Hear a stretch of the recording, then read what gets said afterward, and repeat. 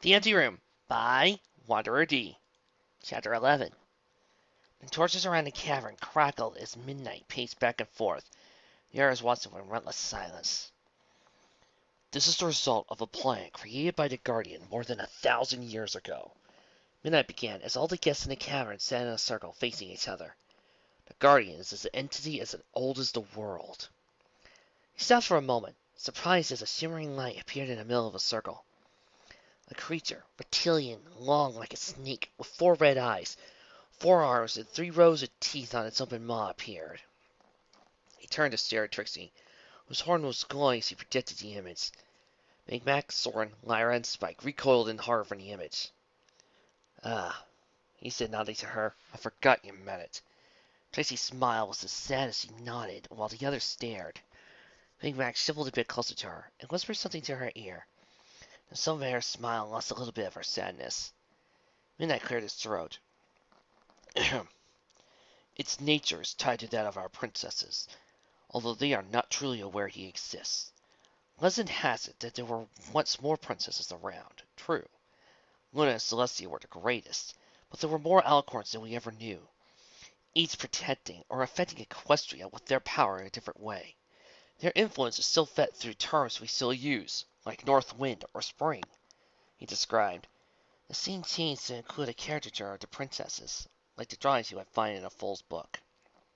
Under them, several alicorns flew around through different colors. From green to rusty red flew around. One by one, they fell into a madness that empowered them, but made them hate each other. And one by one, they had to be destroyed, until the 2 sisters were left alone.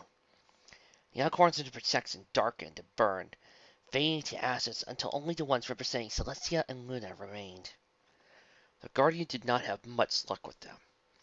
It seemed that all the trials and fighting made them stronger. There was no plague, no torment he could devise that could bring them down.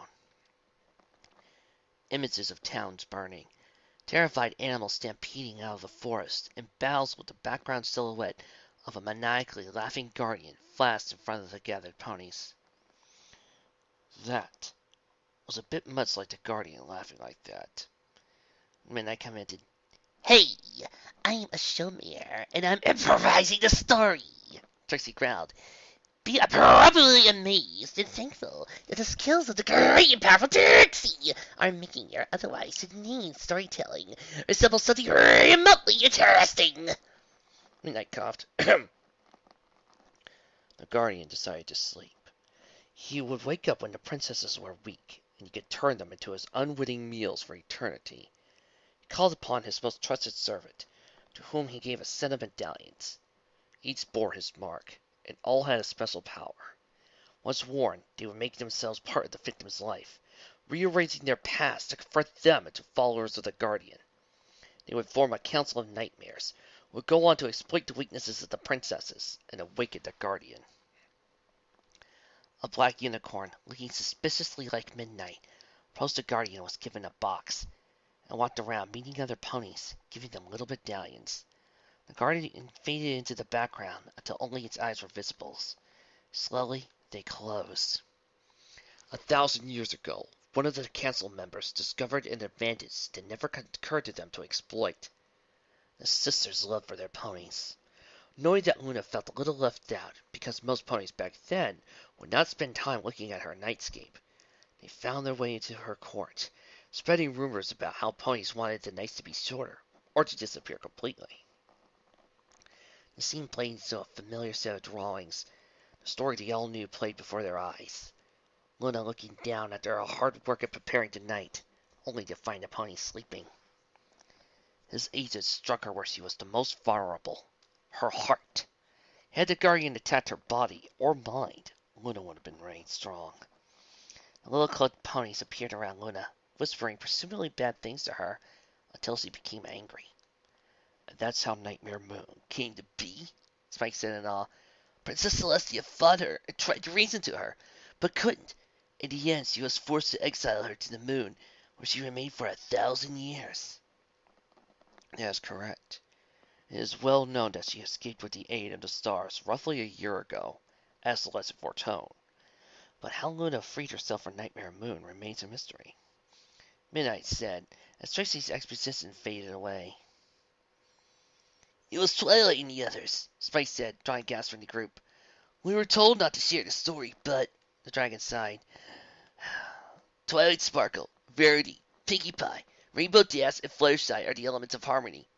And Applejack. Don't know why I forgot Applejack. They fought Nightmare Moon in the old castle of the Everfree Forest and used the elements to break her free. That explains much. Midnight was the first to react. He sighed and looked at the others. It's likely that both Spitfire and Rainbow Dash are being influenced by the Council of Medallions. But how do you know so much about them, Midnight? And how do you know Spike and each other? Trixie asked. What? Don't you know? Spike spoke up before Midnight could say anything. Midnight is Twilight Sparkle's dad. Shadowbolts? Spitfire asked Rainbow Dash as the latter nodded entirely. Yeah, I went with Nightmare Moon and Celestia to Ponyville, and we worked pretty well together. The scientist smiled hesitantly, and Spitfire was looking slightly hurt. Hey, it's not like we won't be together, right? I'll still be coming back here.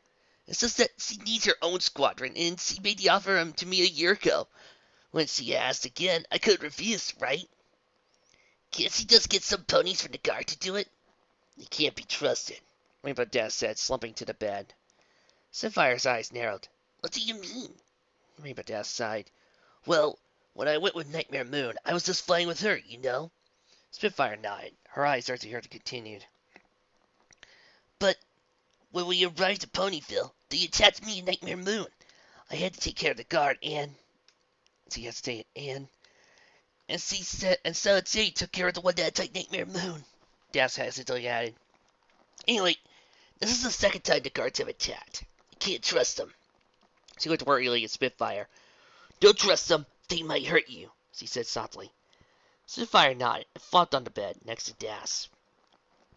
I haven't seen or heard anything from the Wonderbolts, but I doubt they're happy. Rainbow Dash nodded entirely. Rainbow? Mm-hmm. Do you think I should have felt different about Blizzard dying? Rainbow Dash could barely keep her eyes open and yawned. Oh no, tired. You fell in all. Ugh, but duty, hard to. Her head slid down, and a loud snore took her frame. Spitfire smiled at the Pegasus next to her, and carefully got out of bed, covering the rainbow mare with bed sheets. She stifled a yawn of her own. It had been a really long day. She stretched and walked out the door, closing it carefully behind her. She headed to her own room. The room was very dark. Suddenly she heard a switch, and a light hit her in the face. Sleepbell blinked several times. So, Skulu walked around her. You know one of Nightmare Moon's minions. Manuel? Evelyn asked. Huh. I heard my mom call Rainbow Dash that. Skulu confessed, scratching the wooden floor with her hoof. Still hard to think of her aisle. Oh. Anyway, Skulu was suddenly Sleepbell's face. You know this state pony. Confess! Sleepbell looked slightly embarrassed. Yes, I do. Can I go now? I'm hungry. No! Skulu resumed walking around her. You have to tell us. Ponies want to know. The questions are endless. Why you know her? Is she family? Is she a long-lost friend from the past? Did you have to defeat her in martial combat for the fate of Equestria in a secret location? Is she a demon? Ponies are asking Sleepbell, and I'm going to get an answer. Skulu, Evelyn patted her friend's shoulder. What? Hate to break it to you, but so far, we and the mayor are the only ones in Ponyville that know Sleepbell knows Jade, and I don't think the mayor really wants to know that she knows her. She shuffled nervously. I don't think the mayor is afraid to ask. Sleepbell, for her part, looked nervous and sad. I can't tell you to right now. She looked up, eyes baking. Just please believe me that she's a good pony. Then why must she know a Nightmare Moon? Skulu asked. Maybe we just don't know enough, Sleepbell said. Well, I swear you, Evelyn said. Rainbow Dash is with Nightmare Moon too, and we all know she's a good pony. Remember what Twilight Sparkle told us once? That if we want to know something, we need to do research. The three smiled, although Sleepbell was a bit unsure and seemed slightly forced. Well, you know what this means, the Pegasus said excitedly. Team our Crusader Nightmare Moon investigators! Yay! But Slee bit back her words. She wanted to know what happened. where do we start? There's only one place for us to find our answers, Skula said with a serious look. Canterlot. Nightmare Flare stood at the top of the observatory, watching the horizon. She heard the fluttering wings and the sound of displaced air, and turned to face her sister, as she landed next to her. How was Ponyville, sister? Nightmare Flare asked. Nightmare Moon snored, walking up and sat next to her. As suspected, they didn't like it one bit that there happened a change in power. They even attacked. Rainbow Dash could be trusted, and Jade's skills and loyalty were never in doubt. Whatever happens, Nightmare Flare smirked, we will not be pawns. I have asked Rainbow Dash to become the captain of the Shadowbolts again. Nightmare Moon said after a moment. She agreed. She'll begin looking for good flyers soon. Sister, I cannot trust the gods. They believe it was you who corrected me. Their dedication and loyalty is to be commended, but treason cannot be forgiven. The Sun Goddess said, choose wisely, sister. I will, Nightmare Moon said. Do you have a plan? Nightmare Flare nodded, looked to her sister from the corner of her eye. There are many questions to be answered yet, but I want to start my own search as soon as possible. I understand, sister, Nightmare Moon nodded. We will find your daughter. Did you find her in Ponyville? No, Nightmare Moon sighed. All the unicorns attacking me were mediocre in magic. The Pegasi Titi got the Rainbow Dash, so none of the natural grace needed, and the Earth ponies had no magic at all, hidden or otherwise. Nightmare Flare remained impassive. So my daughter is not in Ponyville. Very well, I will conduct my own search here in Canterlot. She turned around and started trotting away. Nightmare Moon did not answer. She looked up at the eclipse for a long time.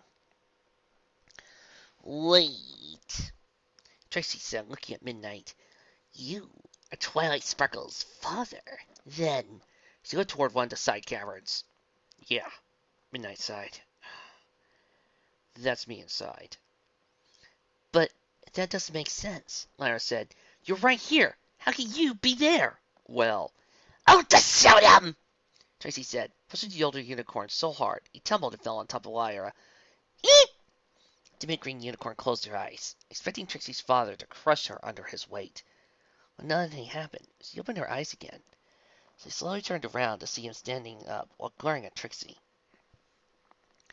You know, why do I feel like we've been friends for a while? You know, Trixie's feeling that way too. Whoa! Spike said. How did you do that? You went right through her!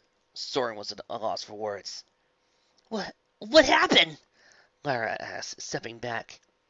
He went through you, Trixie said. Literally. Lyra blinked. But how? Was that a trick, Trixie? Spike asked eagerly. His eager gumptiousness towards the mare gone in between their impressive magical presentation and the latest trick. Can you show me how to do it? All you have to do is kick the bucket. Midnight growled. Really? The little dragon looked around.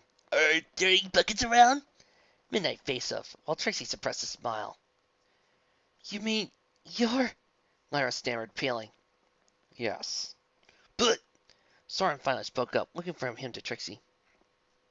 How did she... His words died as he stared. Trixie had somehow lifted up from the ground and hovered towards him. She wasn't using her magic, since her horn did not glow. Smiling, Selmare approached him until they were face to face. Slowly, she became translucent, pushed her ethereal hoof through his head. Boo. And that is why you will never, ever do that again! Midnight said sternly to a sheepish Trixie, while Big Macintosh finished tying Lyra's legs, picked her up, and put her down into an eagerly gagged, tied, wide-eyed, and whimpering Soren and Spike. While Applejack was well known for her lasso skills, her brother was no slouch. Somebody had to have taught her after all. The three struggled to get loose, but Big Mac's knots were too good for that. Yup, the draft pony sighed. I hope no opponent out there heard the screams, cries for help, and the pounding on the door. Midnight sighed. Well, very few ponies ever come down here. We might have gotten lucky. I did not know that you could do that, Trixie. Big Magatos commented. Oh, while you were gone earlier today, I started experimenting, Trixie said. Would have been useful to know I could float. It was a risk, Midnight pointed out. You didn't know what could have happened to you by doing all that. The great and powerful Trixie fears nothing. That may be, the male unicorn grumbled, but I'd rather not lose allies to careless experimenting. Okay, but you still have some explaining to do, Trixie said, giving him a hard look. You told me and Big Mac that you got a Council of Nightmares medallion years ago and had been enchanted by it into servitude for the last 10 years until you got into a fight and died. Trixie, her eyes narrowed. You never mentioned you were Twilight's father. Why didn't you? Especially with... She cut herself short, staring at him slack-jawed. Trixie? Big Mac looked at her with a frown. You killed Twilight! Trixie shouted, and shaking, pointing at the elder unicorn. Then listened to a series of muffled screams from the bowed ponies and dragon.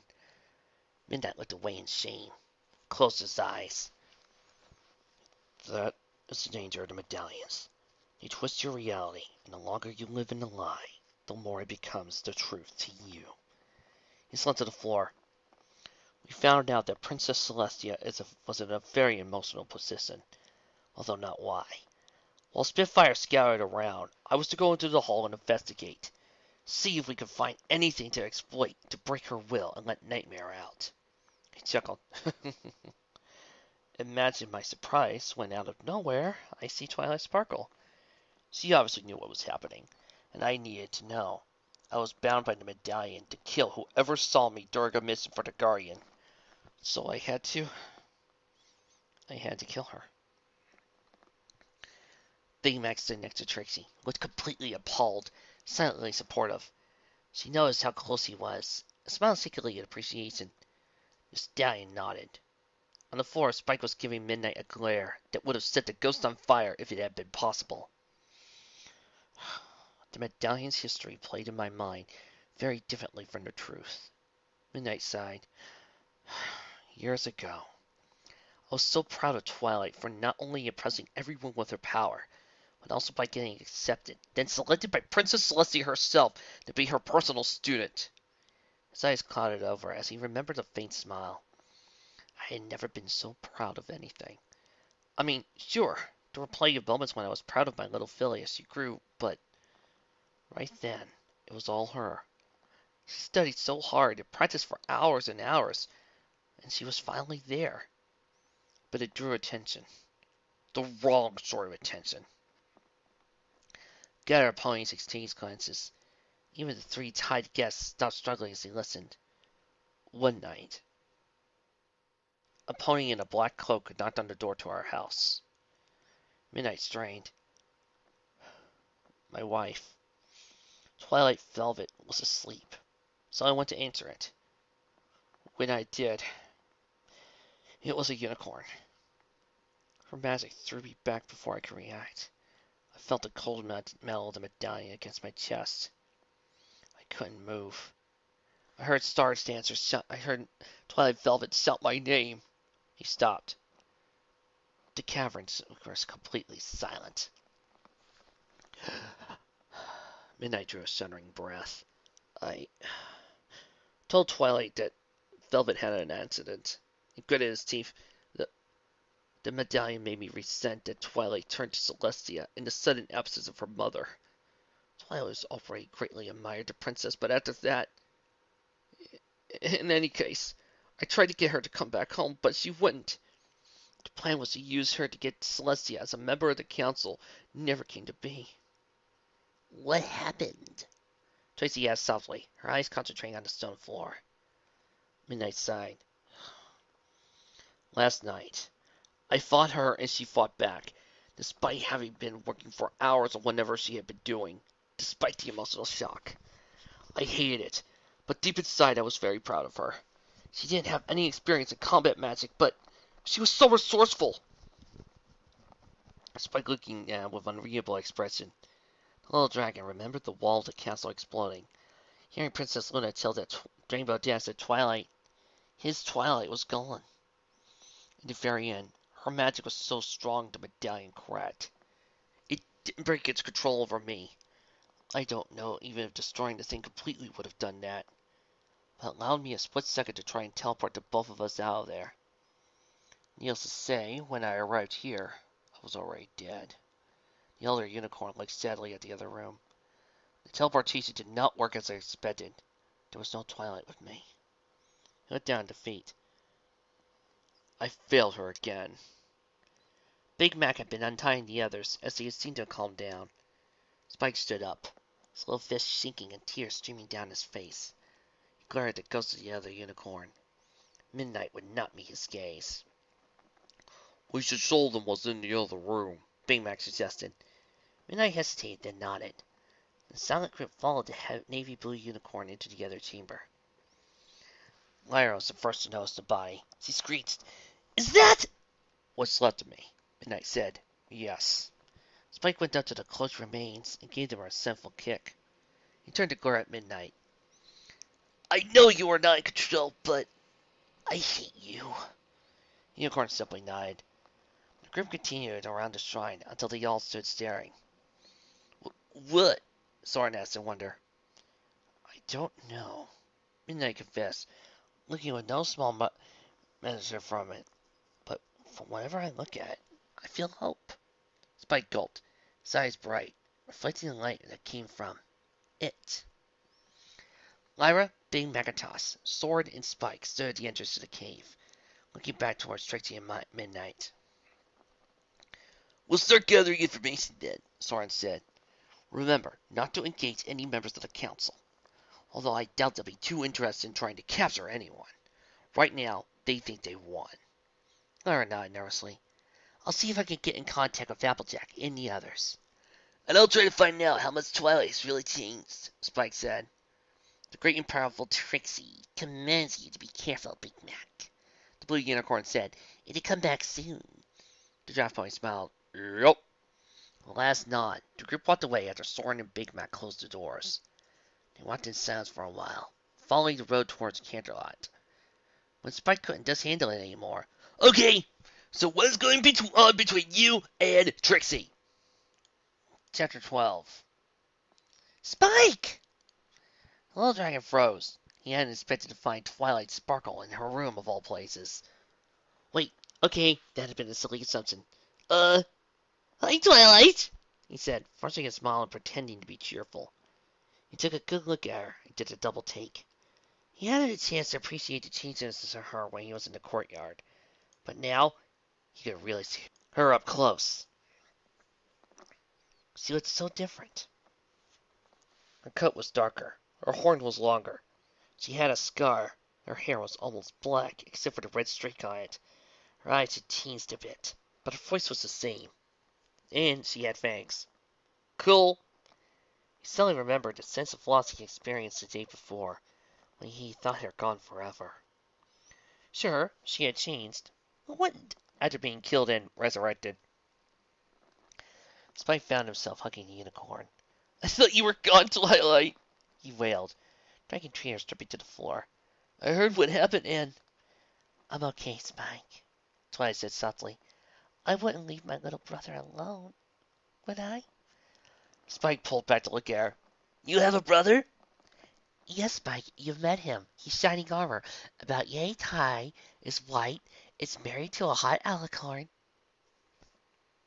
Twilight Spike shook her head and patted his head with her hoof. "You dimwit." "Oh, oh!" Spike smiled. "Good. Now that you get it, you'll have to help me with Applejack." The dragon blinked. "What?" "Applejack," Twilight sighed. "I know you noticed it too." Uh. "We were meant for each other, she and I," Twilight Spark declared. Then she deflated. "But she won't return my love." And she turned to the dragon. "What should I do, Spike?" The purple dragon stood staring in space, a huge plus on his face. Spike? No response. Spike! Huh? Sorry, did you just say? Yes, me and Applejack. She grinned at him.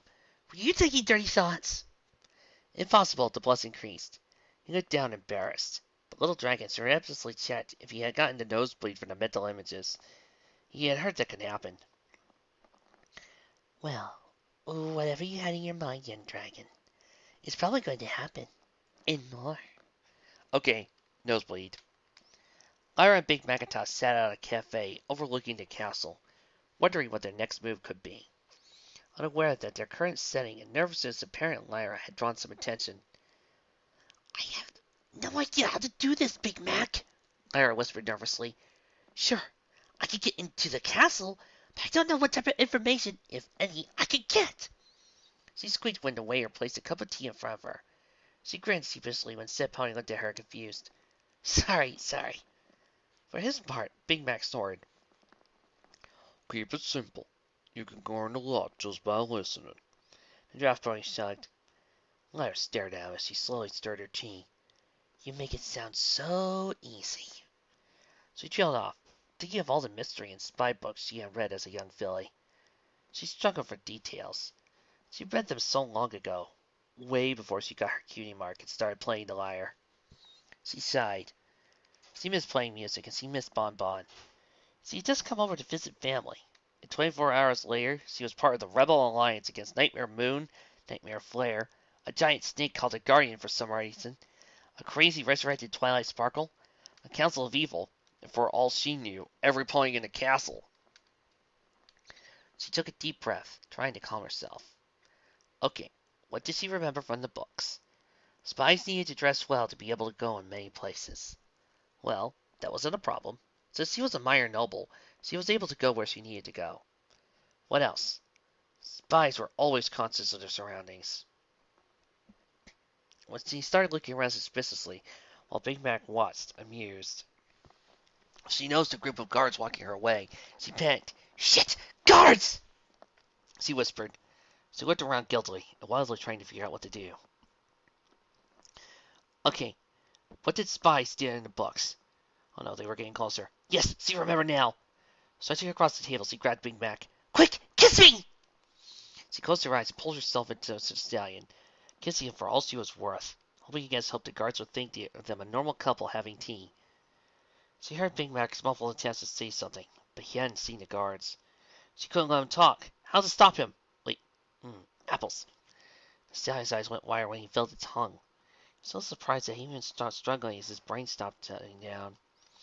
He didn't notice the guards marching calmly next to the cafe, ignoring them and the rest of the ponies in there completely as they carried on with their patrol. Once they were gone, Lyra finally pushed them back and started sputtering. Big Mac just slowly sit down to a sitting position, eyes wide open, jaw hanging. Lyra coughed. Gross! She looked away through the watery eyes of Big Mac. No offense, Big Mac, but I'm not at the stallions. The draft pony said nothing, but his eyes did look at something behind Lyra. Oh no. With a feeling of dread, the musician slowly turned around. She gasped in horror when she saw who was behind her. The area around Bon Bon seemed to simmer with an angry energy as the pony looked at her filly friend with a bridled anger. Lyra! The air pony growled. Bon Bon! Nothing! The air pony interrupted. You and I are through! To think I came all the way here to surprise you because I missed you and I find you! She threw her hose in the air.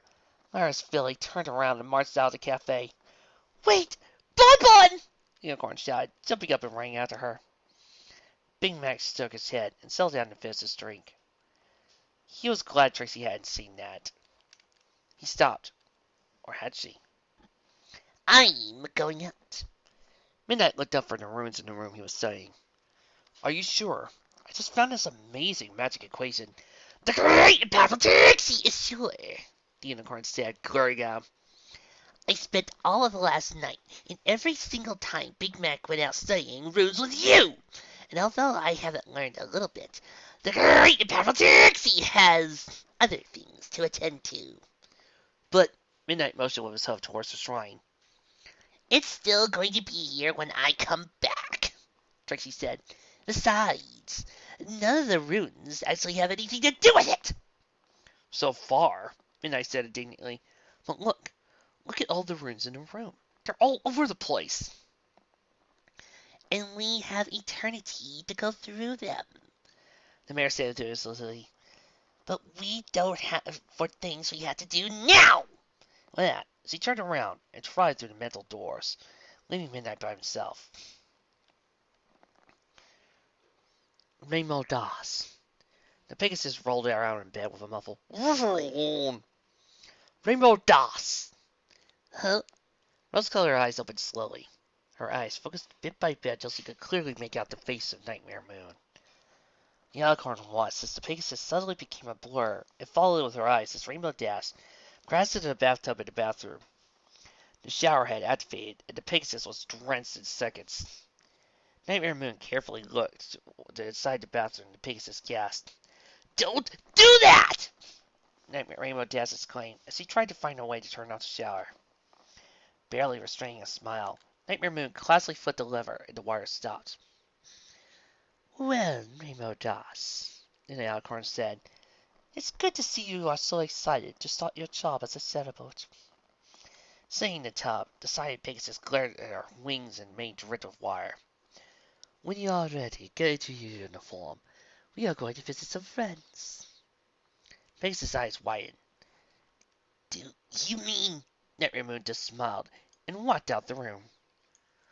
The house was not in the richest part of town, but it was still a step above middle class.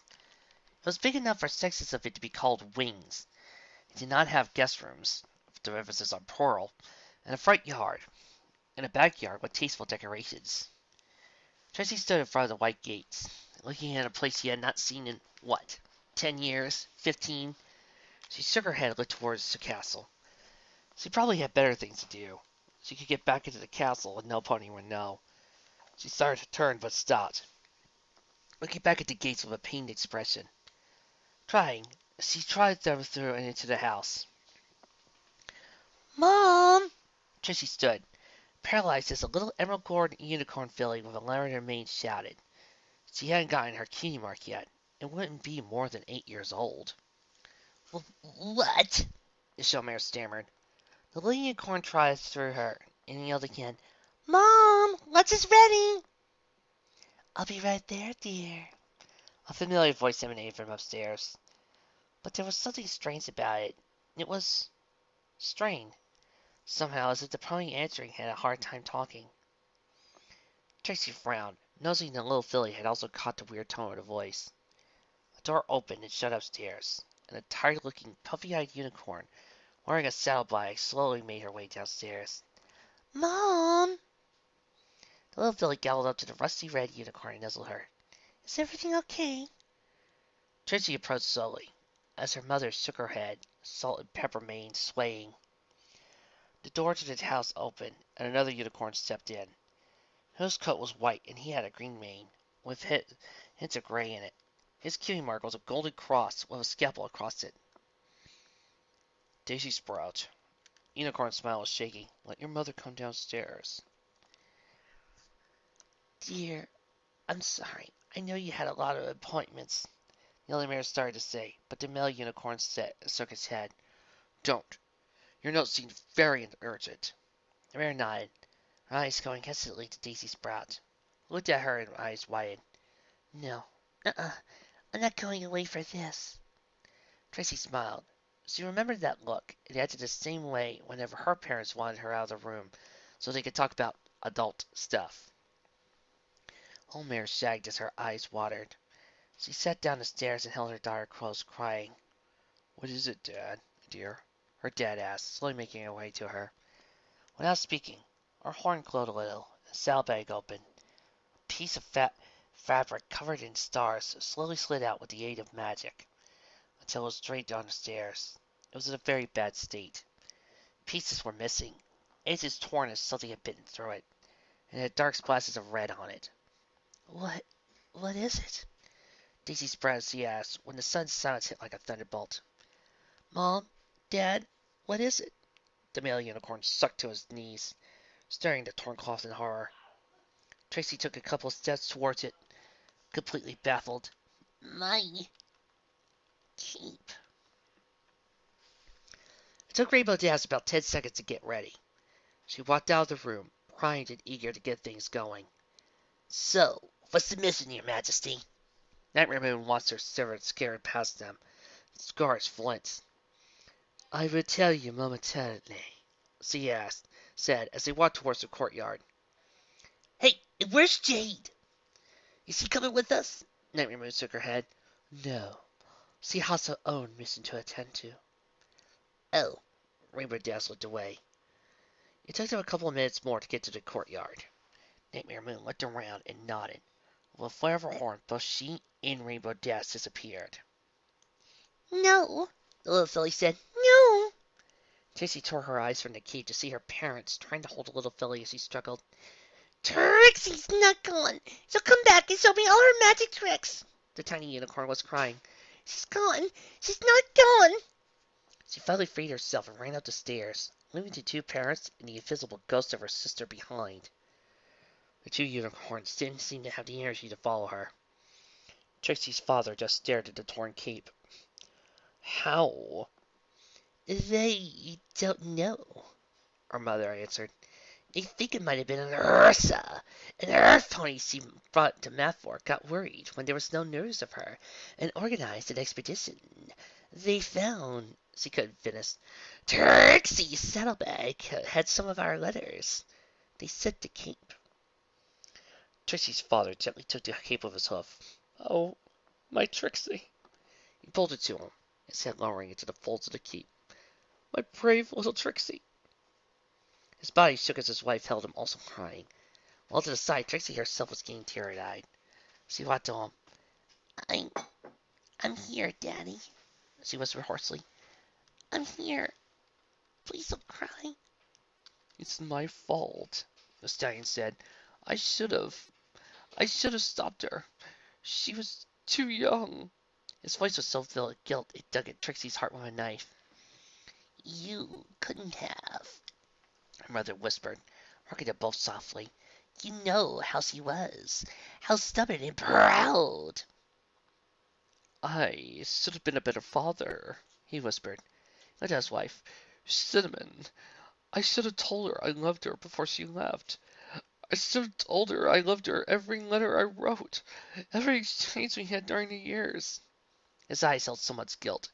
Why didn't I? Why? Trixie was crying now. She tried to touch her parents, but her hose went through them. The jokes she had played on Soren didn't seem so funny anymore. I'm sure, wherever she is, she knows you love her, Cinnamon said. I'm sure she knows we all love her. I do! Trixie cried. I do, Mom! I'm so sorry, Dad! I'm sorry I never told you! She closed her eyes.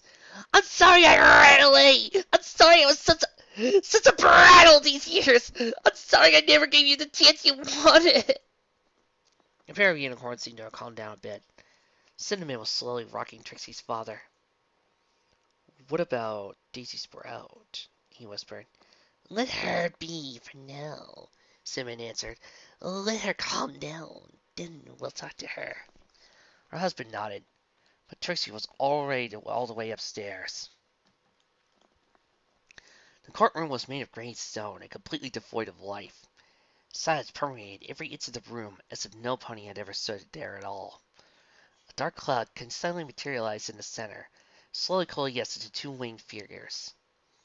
The smaller stumbled and nearly caught herself. Whoa! What a ride! Rainbow Dash said. Nightmare Moon smirked. Teleporting is always uncomfortable the first time. You'll get used to it. Pegasus shrugged. She'd rather not. So, where are we? My palace for the last 1,000 years.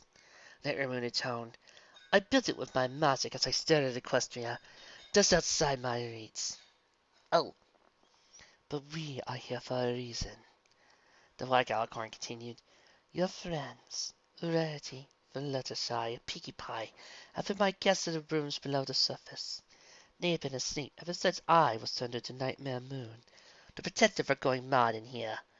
We need your help. I have specific missions for them, but we need their trust, and that's why you're here. Rainbow Dash slowly looked nervous. I guess you're still helping it, huh? Nightmare Moon shook her head, and the Pegasus sighed. Okay then, let's get this show on the run! Trixie walked past her parents' room and several others until she stood directly across her old room. In the room across from hers, a little flower decorated wooden sign said, Daisy's room. The showmare's own room had a sign with little stars decorating it, Trixie's room. It even had multiple R's. Yes, even as a teenager, Trixie picked up the rolling her R's habit. She felt the same. She had a little sister. She never even heard about it. Probably had been mentioned in one of the letters her parents had sent her that she never opened. And now, the little sister needed her, and she couldn't be there for her. Hey, she didn't even know what Daisy Sprout liked, what her favorite food was, if she loved any stories in particular, or what games she liked to play. In short, she now stood at the front of the door of some pony she should have gotten to know a long time ago, that somehow really cared for her despite her feelings as a sister. As she was about to step through her sister's door, she realized she could hear her crying. It was not coming from Daisy's room. It was coming from her own. Fluttershy woke up when she felt somebody shaking her shoulder. Fluttershy, dear, wake up! Her eyelids fluttered cutely as she slowly rose. Oh, what happened? Verity? Sorry, dear. I thought I had to be dreaming at first, but my mind would not conjure up such a dreadful place like this. She motioned at the grey walls. Whoever designed this clearly has no idea of how Gothic themes are supposed to work. Why, there's absolutely no light to contrast the shadows! Pinkie Pie! First I saw the pink earth pony groaning in the corner of the room. She flew up to her friend and helped her up. Ooh. The party pony shook her head. Revive! She started bouncing. The big meaning mount, nothing but starting failed! I don't like that moniker. Randy's eyes followed an arc over her head as he followed the trajectory of Pinkie Pie as she jumped down from fright by the sudden appearance of Nightmare Moon. She caught the Galicorn's eyes and held them a moment before shuffling self-consciously. She went to the join Fluttershy, who was trembling in the corner. Come down, Fluttershy, dear. Let's see what this Dark Alicorn wants. I want you to join my cause. Nope, Pinkie Pie said. You couldn't convince me of all the chocolate in the world, mixed with all the sugar in the world, mixed with all the vanilla in the world, mixed with the... I get the idea, Nightmare Moon growled, which is why I will let somebody else talk to you. And who might that be? Verity asked with a defiant smirk. A concert pony, or perhaps a... Nah, nothing that fancy. First I gasped and Pinkie Pie stopped bouncing. The fairy pony stared as Nightmare Moon lifted her wing, revealing a nervous Rainbow Dash in a uniform he had not seen for a year, and hoped to never see again. Dancing? Pinkie Pie squeaked. The room was mostly how she left it. A small desk, a few storybooks, even her bed was made, with the stars and moon theme sheets on top. However, something was different. In every possible surface of the walls, or areas where her old belongings were not taking space, were pictures of her during her shows. Posters, news articles, even a map with little star-shaped pins placed on cities she had visited. She walked towards the map. It was up to date. There was a little pin in the last city she had visited, where she got the map and... The sniffling made Trixie turn to the little filly curled up on her bed, holding a little plush doll that seemed remarkably like her. She silently sat down next to the filly, her body not even pressing down on the bed. Somehow, her sister had kept track of her. All through the years of not knowing her, she had been a dedicated fan, in secret and never even acknowledged by Trixie. But she had really admired her sister. Trixie felt like crying more. She looked out the room until her eyes settled on a small box which had some glitter dust and magic glue. She had spent so many hours as a young filly decorating things, making them sparkle. She chuckled. She looked at the poster right next to the bed. It had been from one of her shows in Ponyville. An idea formed in her mind. Lyra finally cornered Bonbon in the alley. The cream-colored mare glared at her filly friend. How could you, Lyra? I thought you weren't into cults. I'm not, I promise, Lyra said desperately. Right, Bonbon huffed. I saw you look around before you kissed Big Macintosh. You didn't even look my way and ignored me. What am I, just a background pony? I can't believe you didn't see me. Lyra flinched with each word. And don't tell me you weren't into cults. I got a good look at you two going at it, tongue and everything. No, I had no choice. Besides, Big Macintosh is taking. That's not Bonbon. He is? Her gossip started tickling, but then her anger returned. If he is, it's even worse. That means you were both cheating. But, Bonbon, I had no choice. The guards had caught us. Bonbon's eyes narrowed. What about the guards? What type of trouble have you been getting into? Lyra looked around wildly. They seemed to be alone. I got dragged into a rebel alliance to defeat Nightmare Moon and Nightmare Flare.